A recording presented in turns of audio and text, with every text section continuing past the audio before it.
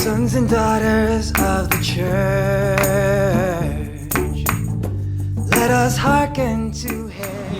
Thousands of people make the pilgrimage to Santiago every year, and many of them for sport or for secular reasons, but over the past 1,000 years, millions have made the pilgrimage for the specific purpose of venerating the shrine of St. James the Apostle.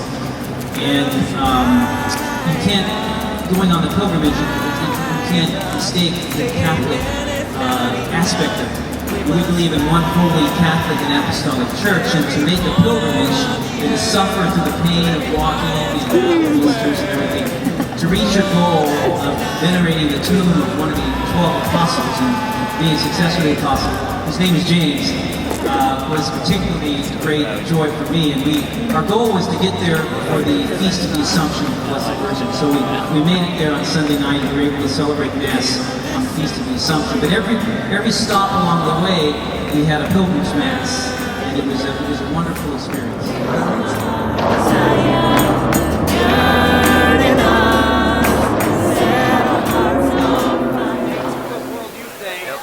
What happened to you today at World Youth Day? Well, this morning, right before our catechesis, St. Therese, the little flower, arrived outside of our church. And I was blessed enough to be one of the pallbearers to bring in her relics and process into the altar and lay her to rest on the altar in front of the whole church. You mean, what relics did you carry? It was some of her bones in a huge golden case, yes. You got to carry some of the little flower's bones. It was very humbling. Wow. And you had a line up there. You were just on Life on the Rock. You had a line up there.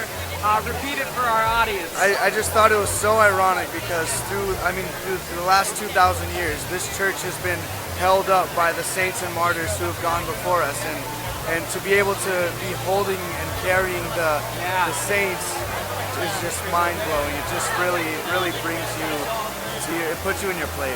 They carry us, and then you carried her. Oh yeah. Wow. And one last question. You had a message that you wanted to send to all the young Catholics around the world, but especially back in the States, maybe even in Arizona. What would you say to them from World Youth Day? I would say look into your faith. Find out what your faith is about. Don't just talk about your faith, but live your faith and be a light to others. Last question, do you have any crazy or interesting stories so far from World Youth Day? Well, we were at the Papal Mass, or the opening Mass actually, and we weren't even close to the altar or anything. We just seen this TV screen with no words, and we're just sitting there, and we're like, this stinks, but at the same time it was so cool because we read the readings and we followed along, and it was amazing to be there with so many people from around the world, just there for the same reason for Christ. Yeah, amen. All right, thank you, Ethan. Thank you so much. God bless. Will come at your face,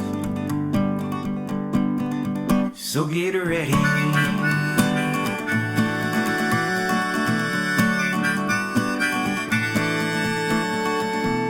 Look up and see the moon shining down on me, all alone, just so happy to be myself, be anything, always be free. I wonder now